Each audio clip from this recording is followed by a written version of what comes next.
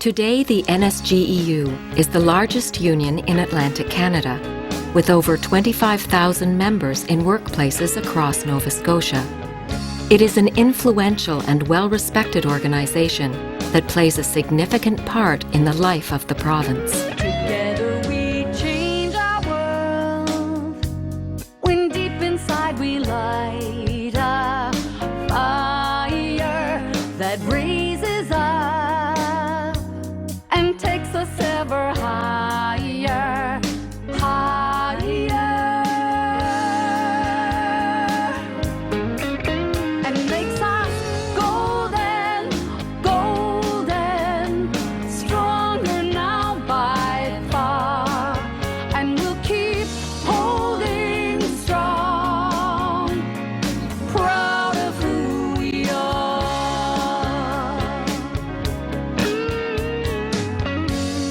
There was a time when no one could hear our voices. Now we can shout out to the sky.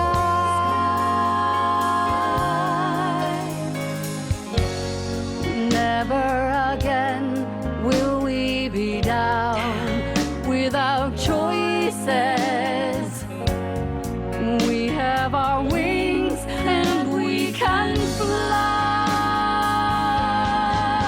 And we are golden, golden, stronger now by far. And we'll keep holding strong, proud of who we are.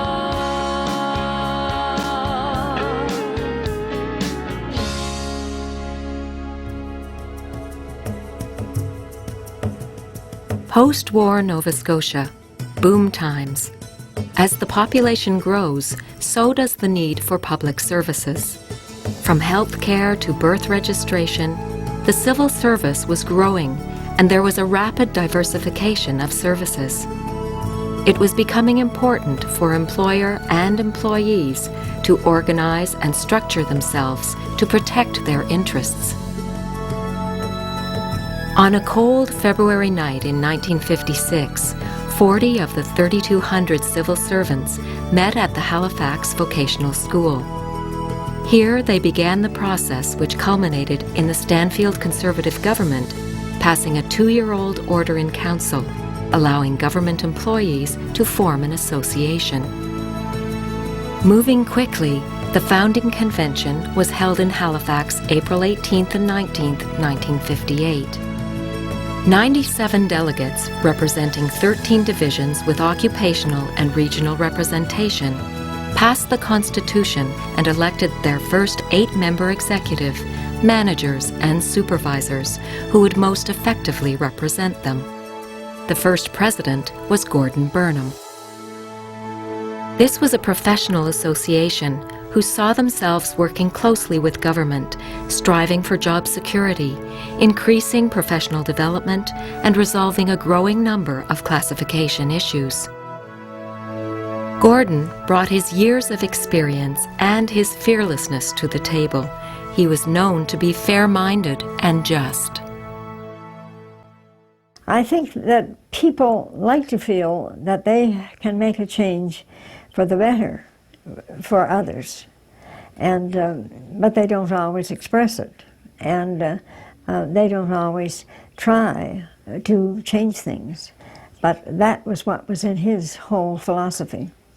When he said, I have people on my staff who need to upgrade themselves, they need to learn to think as a group, and they need to make more money. Now that was quite something for anybody in Gordon's position to say at that time. All of the ones that started it, I take off my hat to them because there was no protection for any of them, and they had to tread kind of carefully. I mean, they could be insistent, but not overly demanding, you know, in the early days. You were hired at the pleasure of, and you could be fired at the pleasure of. You had to be very careful of what you said, where you said it, and so on. Because if you were singled out as an individual, you know, if you were on thin ice. I'd have to say that in my 20 years involved, that the first part of my tenure with transportation, it didn't help me at all within government. Like, I was never promoted, I didn't get a chance for promotion, everything I applied for I was turned down. And I'd have to say that that was partly because of my union involvement. Did it affect me? Sure it did. Did it affect other people? I'd say yes. The association held a convention every year in locations across the province. Because the executive were volunteers, they would meet on their own time, on evenings and on weekends. They focused on organizing to improve their professionalism and to improving the efficiency of their departments. As well, they were getting to know each other as co-workers. It was more of a social thing until, then people started making some requests of us, and I can't really remember what they might have been, but they had something to do with working conditions probably. And we then would write letters to the appropriate minister and say that we had received this complaint and I wonder if you would consider it, that type of thing. Not having any type of a contract or any type of an agreement to work with, there was no place to put our feet. The first campaign waged was for a model of negotiation called Joint Council. 3 members of the association would sit with 3 members of government and work out any problems they had. It was Alex Buchanan, elected as president in 1962, who saw the official passing of the Joint Council Act. There were high hopes they could work together, but the problem was that the government could drag negotiations out, and this was frustrating for membership. It was time-consuming because of the fact the Joint Council took a while to get a case put forward to it. As you can imagine, tried to get everyone together, the appointees together, and quite a time lapse in between. It was a waste of time. And I think there was another move afoot by a number of people on the executive who said, no, I think it's time to start moving the other direction towards getting a little more militant and to start getting some collective bargaining rights. There was a lot of the old-timers that viewed us as a club and liked to think of it as a club rather than an active, vital creature like a union. See, a union's a creature, a living thing. An association, that's just a club, eh? And that was really, I think, the crux of the division. At that point, if you start talking about a union, per se, people would have backed off. They would have backed right off.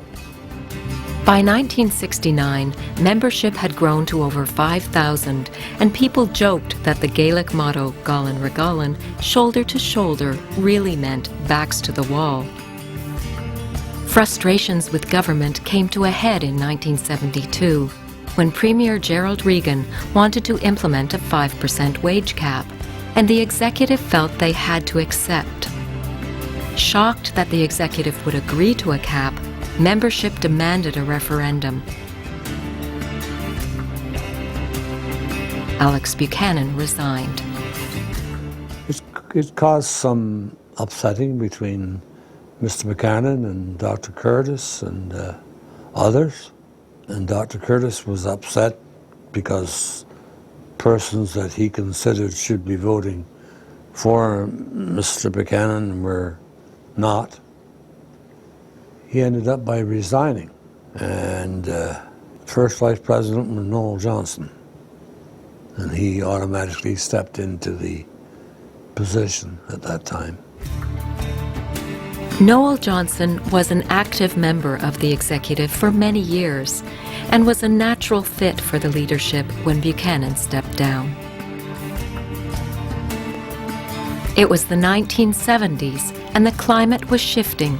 Young people felt they could make a difference by getting involved. He believed in people working together. Being a school teacher, he would possibly teach people how to do these things. I think he sort of wanted to prepare people for things. You know, if he had a vice president, he wouldn't let the vice president sit in the corner while he did everything. He would try to train that vice president to take over.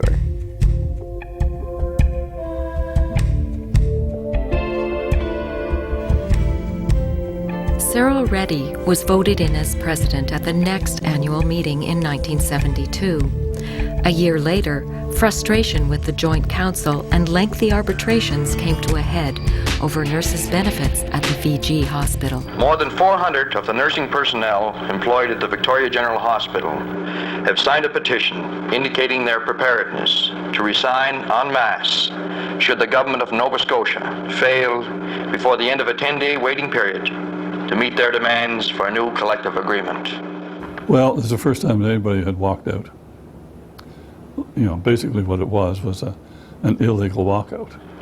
The hospital's nursing personnel, represented by the Nova Scotia Government Employees Association, do not have the right to strike. But the mass resignation underscores the employees' feeling that the hospital's situation is a desperate one. So it was with extremely mixed feelings that they made the decision that we've got to do something. I mean, they were understaffed, overworked, nobody was listening to them. Management at the hospital certainly didn't help to make things easy for us, and they threatened a lot of people. I don't remember being scared or anything. I just had it in my mind this is what I was going to do, and I was going through with it. And, you know, like the union said, well, nobody will go back until everybody goes back, and I guess I trusted that. We worked out a tentative proposal which the government negotiators agreed to take to Cabinet, and this was done later this afternoon. The nurses stood together. The threat of mass resignation took them from the worst paid to the second best paid nurses in the country. It also led to excellent settlements for 6 other healthcare groups.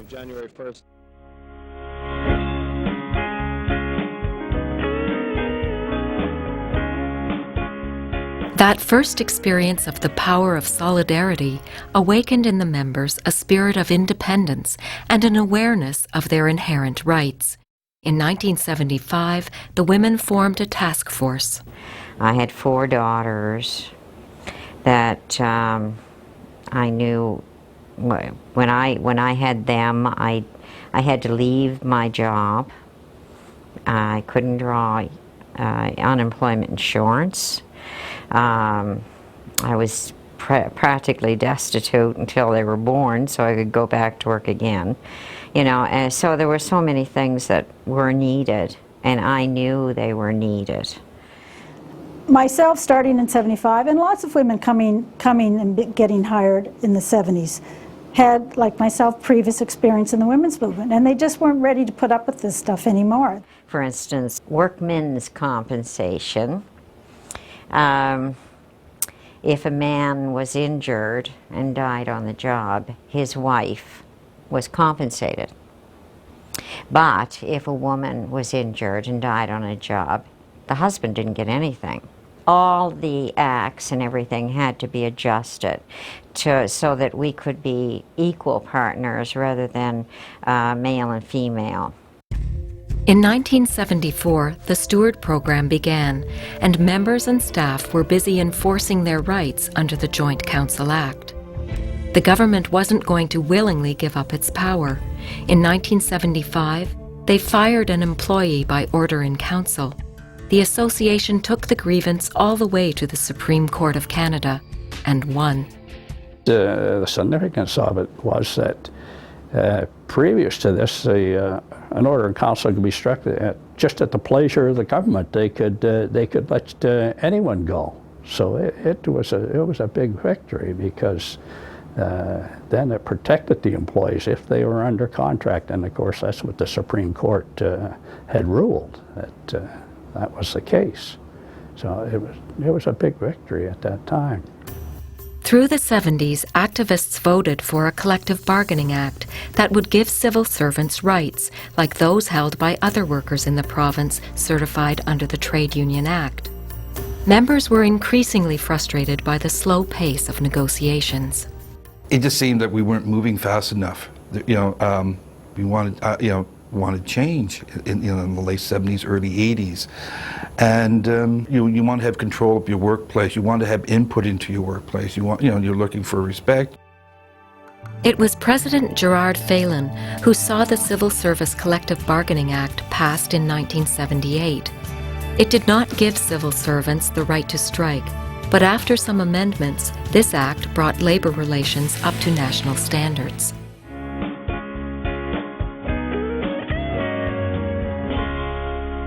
When I first took over, we were still called the Nova Scotia Government Employees Association. But, you know, people say, you know, you walk like a duck. Talk like a duck. Call yourself a duck. And things started to change, and change didn't come overnight. I mean, you know, people had to be comfortable in what they were doing. At the convention in 1981, the association changed its name to the Nova Scotia Government Employees Union, and for the first time voted in a full-time paid president, Greg Blanchard. The full-time president came in, and then there was a direct link from the day-to-day operation directly back to the members. They could go right to the person they elected and voice their complaints there and/or their concerns, and the president was regularly available around the province to deal with issues, and so it became very much more purely democratic in every respect. And the staff then started to work at the behest of the president, i.e. the members, not the other way around. To strengthen the union, the next step was reaching out to the larger labor movement, the union affiliated with the Canadian Labour Congress, the Federation of Labour, and the National Union of Provincial Government Employees. I mean, they are the biggest public service sector union, actually the biggest union in the province. And really to make the federation, and I think the labor movement looked like a labor movement, you got to have your largest affiliates playing a rightful role inside the labor movement. And that's where I think Greg really became the person that decided that, hey, we're not going to be an association. We're actually going to start to develop and become more and more like a union. The deepening relationship with the labor movement gave the NSGEU exposure to people from across the country with previous experience working with the provincial civil service associations. One name kept coming up. We were looking for an executive director, John Fryer out of Noochie mentioned this young woman up in Ottawa who was available. And then from a staff point of view, the union made the smartest decision ever made in their life. They hired Lorraine Singler. She came from British Columbia.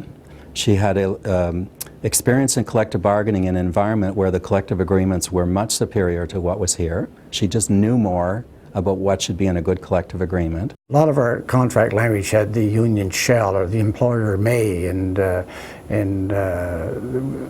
she was the one that said, you know, get away from these 9 contracts. They're all the same contracts anyway. One of the first tasks Lorraine had was to bring the civil service together in order to develop a joint bargaining strategy. The first round of collective bargaining in its preparation stage started very early after my arrival in February '82. And there are 9 bargaining units, and we have to come together to some sort of solution on what we will see as common issues to attempt to bargain the same set of demands. Lorraine led the bargaining as if they were negotiating all the contracts at the same time, so the government was forced to bargain jointly. With this strategy, she was able to get the strongest contract language for the most people.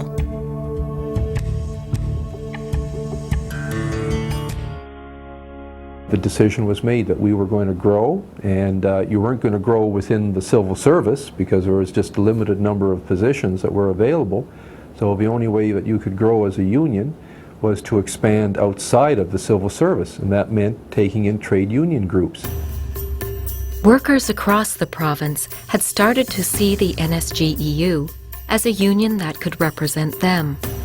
Even Sims Brush and Moosehead workers in New Brunswick chose to affiliate. In 1982, we reached out to liquor store workers. And in October '82, at the Holiday Inn over at the Commons in Halifax, we counted the ballots, and the ballots said that the majority want to come in with the NSGEU, see? And that's how, in fact, I got a picture home on the fridge frame In this province, our senior civil servants, our middle... John Buchanan's Conservative government brings in a 6% wage restraint, and the union fires back with a campaign. We're trying to give a message to the Premier and to the elected officials in the province of Nova Scotia that our union is willing to negotiate a contract with the government.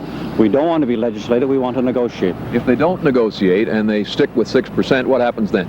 They will legislate.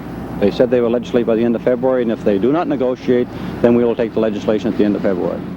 Without the right to strike, the NSGEU had little power. As the members were feeling squeezed by the government, they also felt increasingly constrained by their lack of political rights.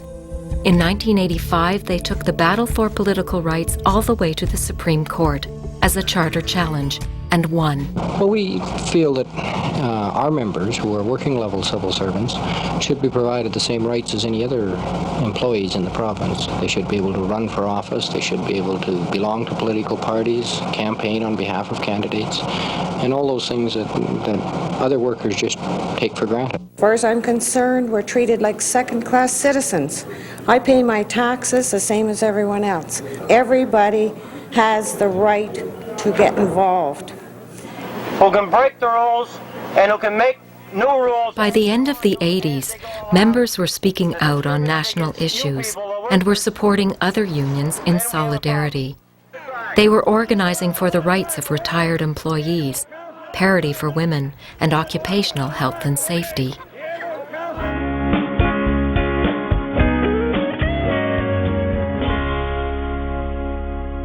In June 1990, NSGEU took the ultimate step when the members of Local 470, the liquor store workers, went out in the union's first legal strike. And I can remember saying, listen boys, I'm going home to see my family. It's supper time, the negotiations were going, back and forth. And I said, don't do anything until I get back. So I get home, I get cleaned up, and just coming downstairs and here on the strike, the liquor stores are on strike, they locked up. I said, oh my goodness. We're looking for them to be more reasonable. We say that in 1990, people have to have benefits. It was, for the people involved at the time, it was terrifying. It was a huge step. You're withdrawing your services, you're going out the door, you have no idea how long you're going to be out. Interestingly enough, and we sensed it at the time, and it's true even today, the public understood our position. And they understood that what we were looking for was fairness for part-time workers who we really felt had been mistreated for a long, long time. It's hard to say how long the strike would have went. It was 9 days that we were on strike. The first strike, I believe, that NSGEU had, first legal strike anyways, that NSGEU had. It's hard to say how long that would have gone on if it wasn't for an individual being run over on the picket line, which drew quite a bit of attention. He was going at a rapid rate of speed, and at least 7 or 8 people were hit by the car, and 3 actually had to go to the hospital. It was unbelievable. You had to see it to believe it. I've been in this business for 12 years. I've never, ever in my life seen the blatant disregard for human life. And then that got to the legislature, and the strike settled shortly thereafter. At the time, we were growing. Money was needed. Different groups were coming to us to organize. Our education, Norm Hubert, was doing a fantastic job of meeting groups and presenting our case to the groups, and they became very interested in joining us. And of course, you don't collect dues until we get their first contract. So over that period of time, we would negotiate for them, we would look after them until we got that first contract, and then they would come online paying dues. Then we decided that we were renting. We were paying over $5,000 a month then. And I said, and the President Greg Blanchard agreed, well, we're spending too much money on rent. It was going from $17 to $19 to $22 a square foot. It was becoming very expensive. So we decided, with the approval of the executive of the day, that we build our own building. And of course, that was a main part of my responsibility, along with Greg and the executive. And I think that it was a tremendous highlight in the history of the union to have our own building.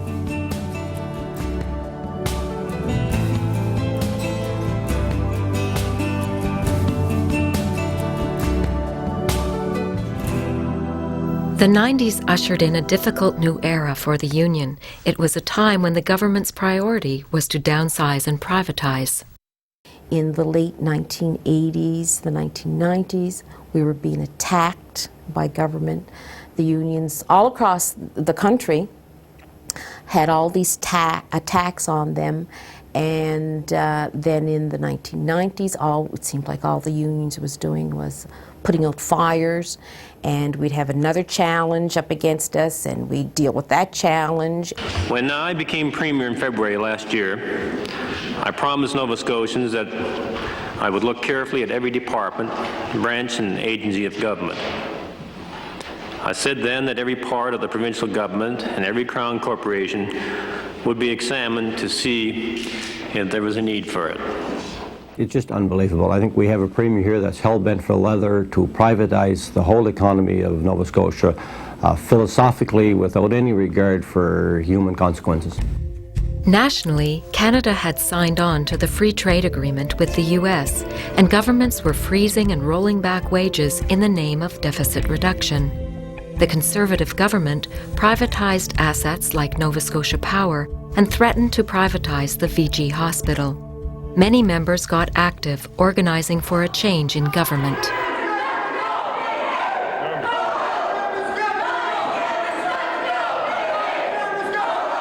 Mr. Speaker, I want to place on the floor of this legislature a motion that Donald Cameron is lying and misleading the people of the province of Nova Scotia.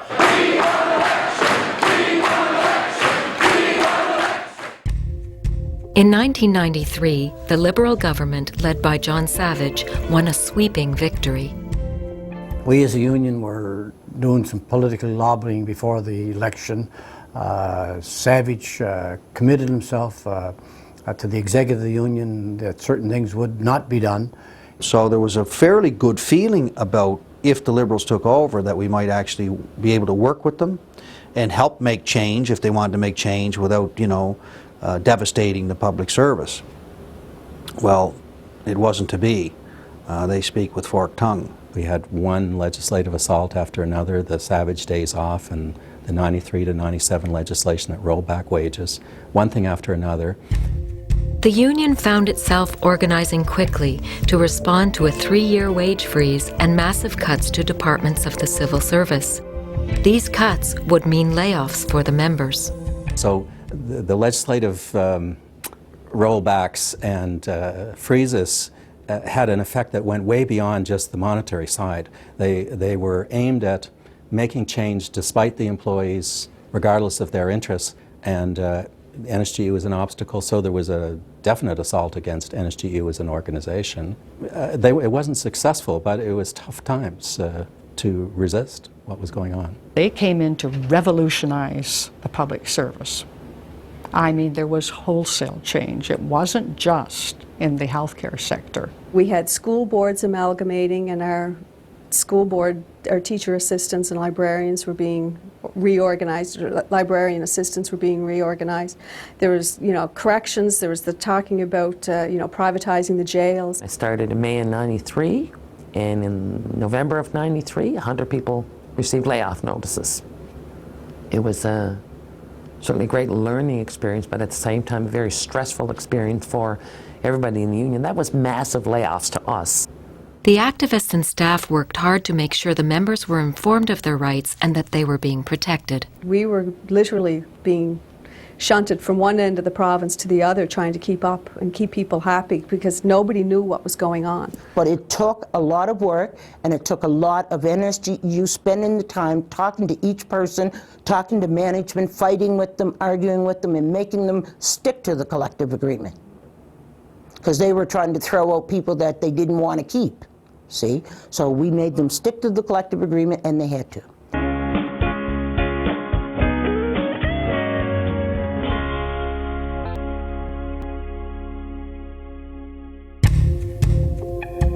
In the 90s, the union was organizing new locals and being reorganized by the Savage government through the creation of regional health boards and the QE2 Health Sciences Center. This meant staff and activists were racing to keep up with the pace of new membership. We had all this reorganization going on at the same time as these new employers being set up and the creation with the new employers and trying to transfer people and running certification votes and so on. So it was, you know, quite unbelievable. I mean, so some of it, to tell you the truth, there were so many hours and so much going on, it was almost like a blur. Our first challenge was we were going to have to be in the runoff votes with other unions, which is never a pleasant experience, I don't believe, for any union. I mean, they're your brothers and sisters in the other union, and now you're into this turf war, if you will. NSGEU could have gone virtually overnight, but over the space of a couple of years, could have gone from 14,000 to 8,000. We had 6,000 members that were up at risk that we could lose. In Central Health here, we were up against runoff votes with CAW for the clerical and the service employees. We were up against the nurses union for the nurses. And so there was all kinds of predictions that from different people that we was no way we were going to win a runoff with the nurses union, because nurses, of course, would want to be, all registered nurses and LPNs would want to be in with the nurses union. Well, we won the vote by 85%.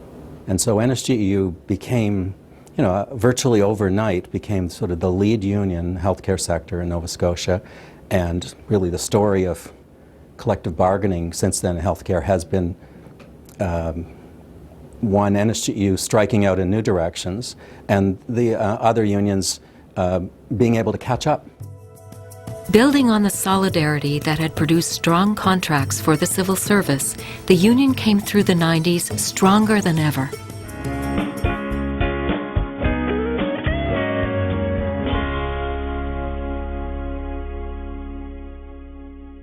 The NSGEU was made up primarily of women, but there had never been a woman elected president until Joan Jessam. I want to thank you for giving me a mandate to take you forward into the future. We will go there together. 65% of the members of NSGEU are women, and the leadership had all been men. And so she represented a major shift in terms of where the center of power was within the union. The center of power within the union had shifted more to the members, and she was more representative of the members. People would say to me, oh, she's just a secretary. I heard that several times. I said, and who do you think is in the union? They're mostly just secretaries. Who better to speak for just secretaries than one? I mean, way to speak, really. As if a secretary is stupid. I was in the civil service a long time, and I thought, if they let the secretaries run things, things would be a lot better off, because who knows what's really going on. I remember at that particular convention, 1999, when I first got elected to the executive, there was not only gender equality there, but there was racial equality on the executive as well. So that was a very proud moment in the history books of NSGEU, that 1999 was a very special year. Joan's election as president coincided with the election of a majority conservative government under John Hamm.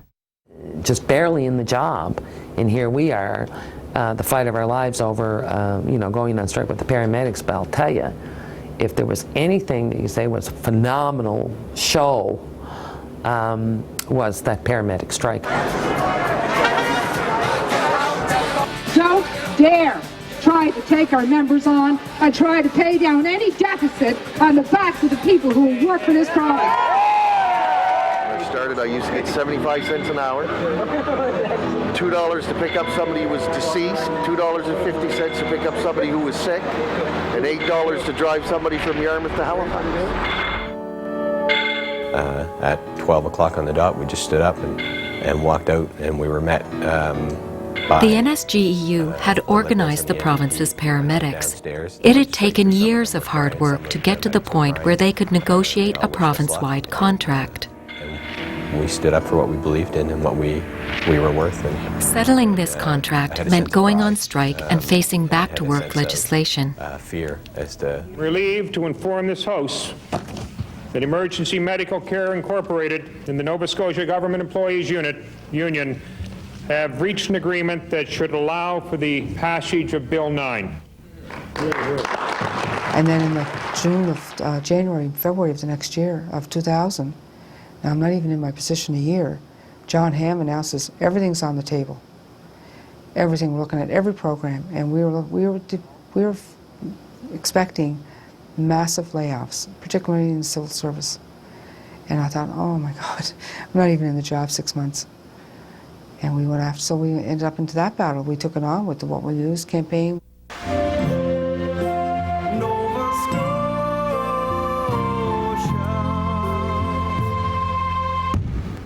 Cuts to government services means everything's up for grabs. Think about it.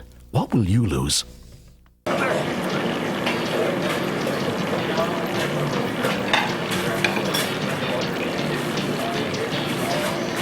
Cuts to government services means cuts to regulations and inspections. Think about it. What will you lose? In the spring of 2001, the Hamm government introduced Bill 68, cutting off negotiations between the CDHA and healthcare workers. This unprecedented legislation imposed a settlement and gave Hamm's cabinet the power to dictate the terms of the contract. You know what it's like to be involved? John Hamm's bill does for the unions what they've had a hard time doing for themselves. It breaks down barriers and builds bridges. It inspires and intensifies union solidarity. Packed the public gallery and the lobby of the legislature, cheering and jeering as the debate heated up. Jamie Muir has made us more mad today. They've taken our right to strike away.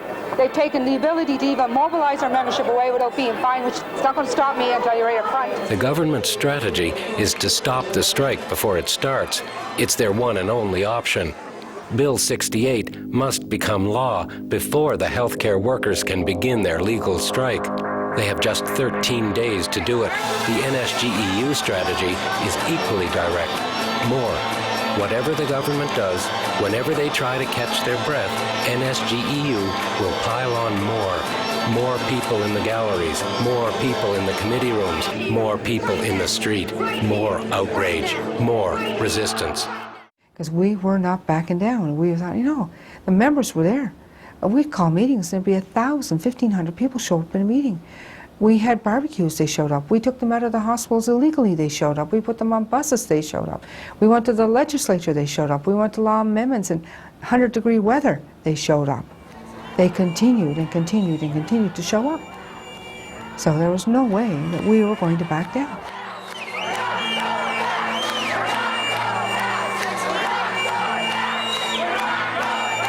They weren't ready to back down. And we weren't ready to say, okay, well, we lost this fight, let's go on to the next one. Because it wasn't over. I don't know what we'll do. I'm really upset and saddened by this all. It's probably back to the picket line, certainly not back to work right now. No way. It is not a stage in the labor history of this province. And I can remember seeing Joan stand on the steps of the legislature crying, right? You know, that felt like we lost. Taking away our right to go to arbitration, that is totally wrong. They can fine me and put me in jail. Actually, I would like to have a nice rest, 3 meals, no overtime. We have a phenomenal amount of power in this room to shut down the healthcare system. Do it. Stand strong, resign. The healthcare providers and the nurses face their final challenge. It is one they set themselves. Gather formal signed resignations from 75% of the members of the bargaining unit. Quite frank, there is no contingency plan for a 75% resignation right now. I mean, that's just too massive. It basically is going to drop the system down. Had a union with a unified membership behind it, and a membership that was used to articulating their own interests. And so you saw these nurses, you know, coming up with their own analysis and arguments and working together and in meetings on the street and so on. So that dynamic organization that emerged after VG transition was there ready to fight, and of course won a major victory. And really that set the scene for the last 5 or 6 years. Bill 68 in its form is gone. It's history. It's a victory to the labor movement. It's a victory to the province. And it is with no doubt in my mind a victory to the healthcare workers of this province that they totally deserve.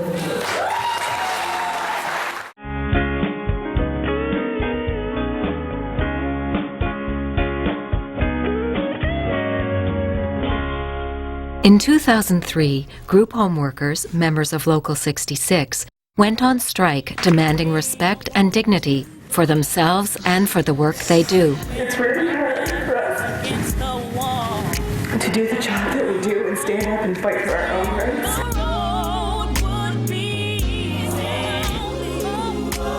I want to circle the whole house, so I want to take them off the top layer, I think, put them around.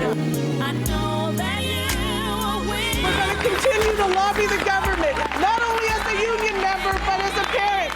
And I want all of us to stand and fight and not let down our people. But now it's finally hit home. It's about us. It's about our welfare. It's about our well-being. It's about everything, our existence. It was election time, and they followed the Conservative politicians wherever they went, refusing to be ignored. I was in the car, and everyone had sat down in the front of the car, and they go push their way through and open that door and pull him out, and they put him in the paddy wagon. The Resources Minister got to drive away, not in his own vehicle, but in the comfort of a police paddy wagon. What do we want? Parity! When do we want it? Now! Parity! Now! Parity! Now! Parity! Now! Parity! Parity! No! I'm very happy. Our prayers were answered, yes. I am ecstatic. It's wonderful news. It's so time that this has ended and to go back to work. We're going to be able to go back to work with our heads held high, and it's a great victory. It's a great victory. We didn't back down. And you're standing there and you're looking at them, and you know that they have put their faith in you, and they are still have the energy to take this issue on. So you take it on, you push it. You don't have to settle. Let them decide. They'll tell you. And if they are ready to go back to work, or if they're not willing to do something, they've given you that message. But if they're still marching, then you better still be leading.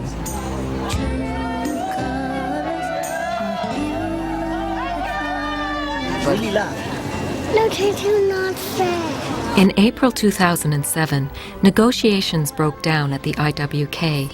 The members were asking for benefits like those of their colleagues who do the same job at Capital Health. They stood together on this issue of fairness and went on strike. It lasted for one day. This prompted Premier Rodney MacDonald to announce his Conservative government was taking away the right to strike from 30,000 healthcare workers across the province. 14,000 are members of NSGEU. Immediately, unions representing healthcare workers came together in a coalition to protect this fundamental right. This is an issue for the whole union, for the labor movement. This isn't about, you know, should nurses have the right to strike or medical laboratory technologists. This is about, as a worker, what choice. This is back to what I said at the very beginning. Decisions are being made where you have no choice. And this is your choice. You may never decide to go out as a worker on strike. That's your choice. Don't take it away from you. And we plan on taking government on this one because it's fundamental to the core of why labor exists. The NSGEU, in coalition with other healthcare unions, lobbied the NDP and the Liberals. Both parties announced they would not support the MacDonald government's legislation. Effectively, the bill to take away the right to strike was defeated. Healthcare workers care passionately about patients. It's frustrating to see our patients waiting because of a shortage of workers. And now, Rodney MacDonald's government is making the shortage worse. The government is proposing new legislation that will take away workers' rights, making it more difficult for Nova Scotia to recruit and retain nurses, technologists, and others, meaning even longer waits for patients. Why is the government creating new problems that make the healthcare shortage worse? We've been making gains. A lot of people say you're doing a wonderful job, and I say I'm not. We are. because it's not one person that makes a change, and I think the coalition approach is just showing that, like we're taking it another step. For decades, casuals in the civil service have been denied basic rights because they were not allowed representation under the Civil Service Bargaining Act. On February 1st, 2008, all of that changed, and the NSGEU sat down with the government to negotiate the terms and conditions of casual and seasonal employees for the first time in history. Over the years, members have shaped the Constitution to make the union an effective, dynamic, and democratic organization. Our work with the coalitions continues to grow. We have successfully been protecting pensions and lobbying government to enact violence in the workplace regulations. We have also established the first mental health coalition of Nova Scotia, which focuses on raising mental health as a governmental priority. As an organization, we have come this far, supported by the dedication of staff and with the tireless efforts of the activists and members. A little association of some civil servants under the thumb of the government has blown that away, and in many respects has become an important element in Nova Scotia society. The 20 years that I was involved with NSGEU and Nova Scotia Civil Service Association, that was a learning experience the whole way through. And based on that, I mean, it made me a better manager and I think a better government employee. It was almost like this huge family that I had never had or never found before until now. Anything we got today in our contracts, the employer never came in and said, here, we want to give you this. Somebody fought for it. You know, you look at an organization that's grown to the level that we have in 50 years, you can't point at one person. You can't point at 10, you can't point at 100. You know, you got to point at them all. As a rank and file member, the union helped me and it helped my coworkers. And as I say, it took a long time for me to realize the union was there for us. And it was just other people like us helping each other.